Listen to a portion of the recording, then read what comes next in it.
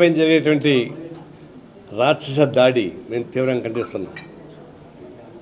ప్రజాస్వామ్యంలో జర్నలిజం అనేది fourth estate, దానికి రాజకీయాల పరమైనటువంటి లింక్ కాదు.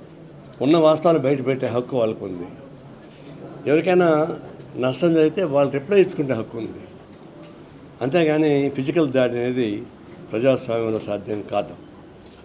అందులో ఇప్పుడు జరుగుతున్నటువంటి సిట్టు విచారణ రకరకాలు వస్తూ ఉన్నప్పుడు అన్నీ బయటకు వస్తున్నాయి. అదే దీన్ని టీఆర్ఎస్ వాళ్ళే చేయించాలనేది గట్టి అనుమానం నాకు కూడా ఉంది. ఇక్కడ వచ్చినటువంటి వాళ్ళల్లో ప్రొఫెషనల్ గూండాస్ ఉన్నారు.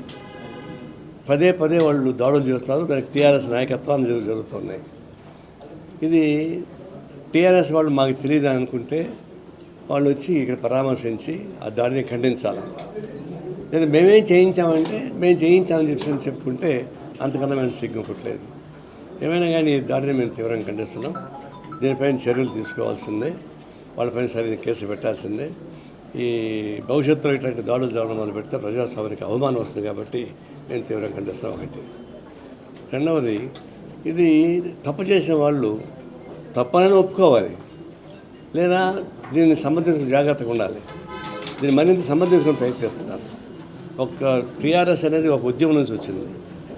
ఏ వాక్ స్వాతంత్రం ఉపయోగించుకొని, మీడియాను ఉపయోగించుకొని, వార్తా సంస్థలను ఉపయోగించుకొని పైకి వచ్చారు. వార్తా సంస్థల యొక్క సహకారం లేకుండా టీఆర్ఎస్ ఉద్యమం బలపడలేదు. టీఆర్ఎస్ అధికారం రావడానికి కూడా ఉపయోగపడింది.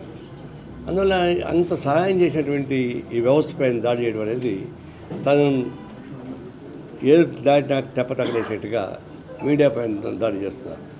తక్షణం కేసీఆర్ స్పందించి క్షమాపణ అని చెప్పాలి, దీనికి వివరణ ఇవ్వాలని చెప్పేసి మేము డిమాండ్ చేస్తున్నాం.